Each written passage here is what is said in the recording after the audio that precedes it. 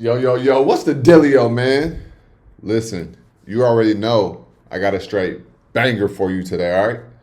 In this video, what we're going to talk about is we're going to talk about a little checklist, okay?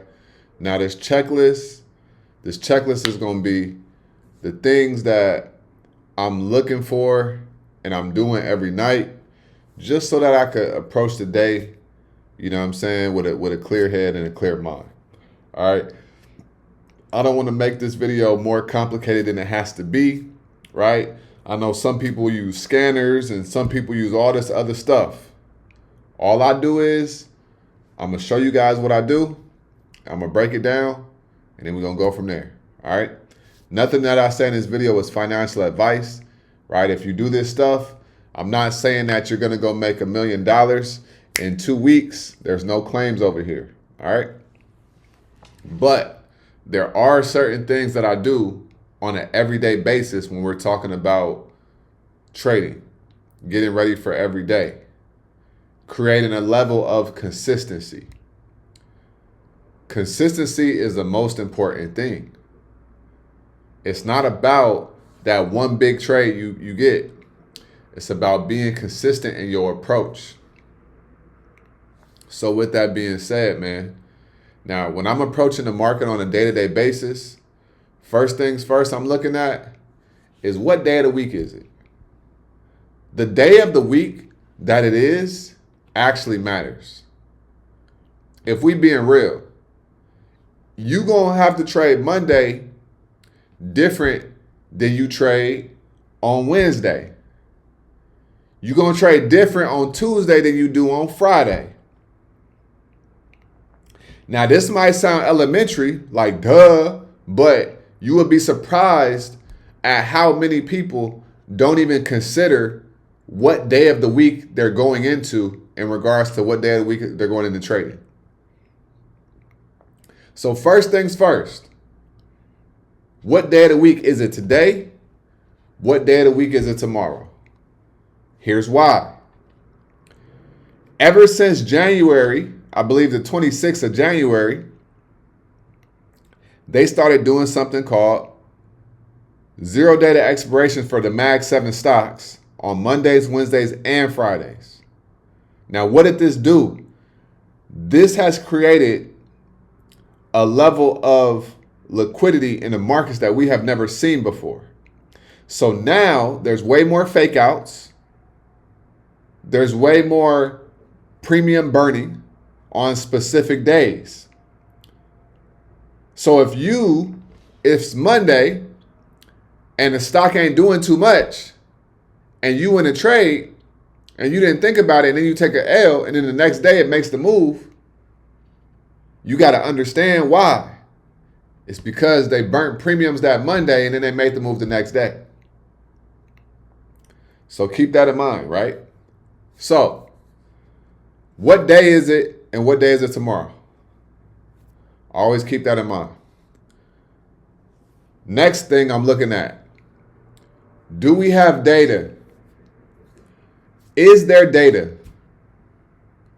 Is there data? Do we have data coming up? If we have data coming up the next day, I either may not swing trade, right? Because I'm getting ready for the next day before the market closes. So if right now, let's say today is Monday, right? I'm getting ready for the next day before the market closes on Monday because I'm looking to see if I see any setups that I can swing trade for Tuesday. So that's the first thing, right? So now, but if I see that we have data the next day, then I may not swing.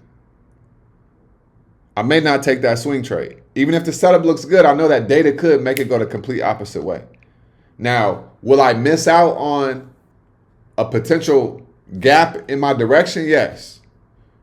But if I'm willing to take that risk and be okay with that, then that's what it is. So data. What day of the week is it and the data? All right. Next thing I'm looking at. I've grown accustomed to always looking at flow now. Order flow. How much in calls is going into said stock, whatever the stock is? How much flow is going into this said stock, whatever the stock is? I'm always looking at flow. Is it 80 million on this stock? Is it 20 million on this stock? Is it 100 million? I like to try to follow the flow and follow the money. So where are they putting the money into these stocks? That's what I'm looking for, right? I know y'all be asking me, right? What tool you using? It's right here, right? I use this right here called TradyTix. Okay, TradyTix is what I use for order flow. So I'm always looking at order flow. Next up, now we start getting to the chart, the technical part of it. All right, then I'm looking at, okay, my setups. So when we get on live every night, that is a part of my getting ready for the next day. Because before I was going live every day, I was doing that same thing. So I would go live. And I get ready for the next day by doing what? I'm looking at the weekly time frame. Then I go through the daily time frame on my whole watch list.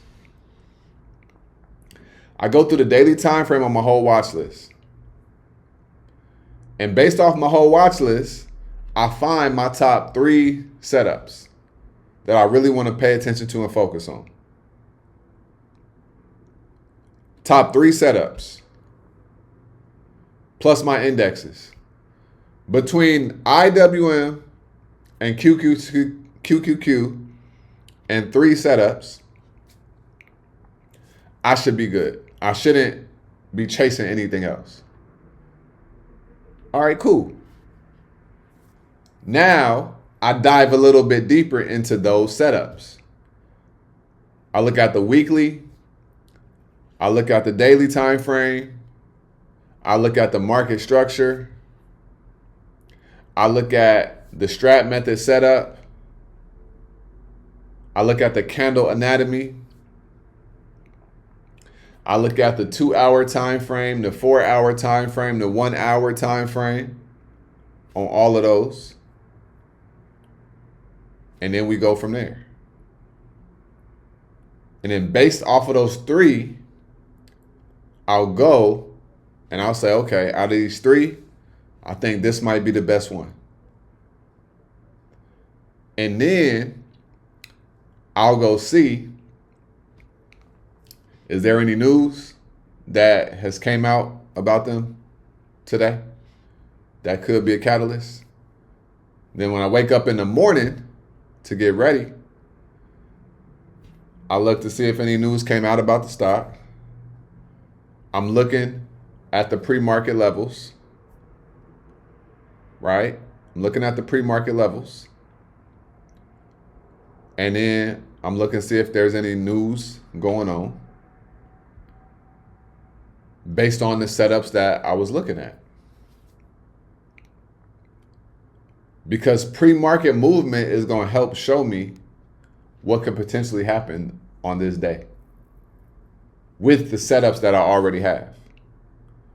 Because if we open, let's say I'm looking and my trigger for calls is $200. If we get above 200 and we was at 198 and we gapped up to 230 cents.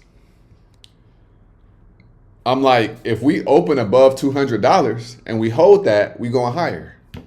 So boom. I already know, I already have it in my mind, right?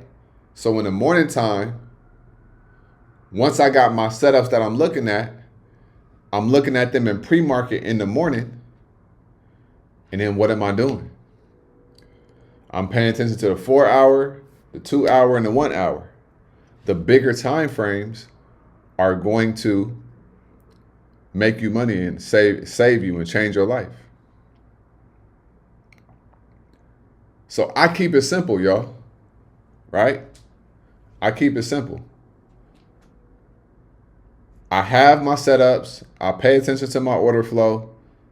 I have my levels charted out. I kind of understand where we're at in the weekly time frame and what could happen next. I'm looking at the daily time frame. I'm also looking at my liquidity areas. And then the next day I'm ready.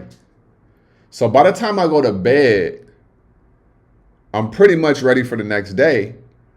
All I have to do is see what's happening in pre-market.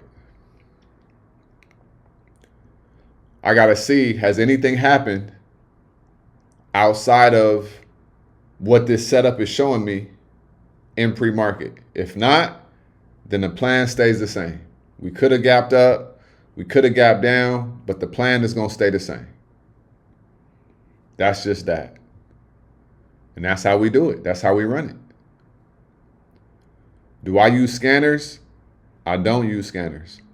Now, over the weekend, I may be doing some research about a sector, or if I see that a sector is running, I may start doing some research about the sector and say, why is this sector going crazy?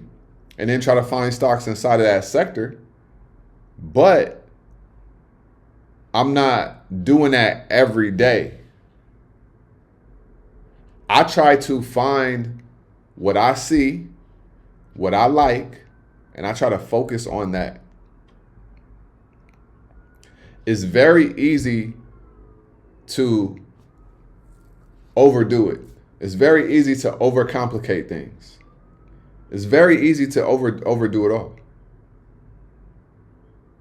But if you understand the game, and the game is, hey, keep it simple and have a process, then that's when you start to get that consistency.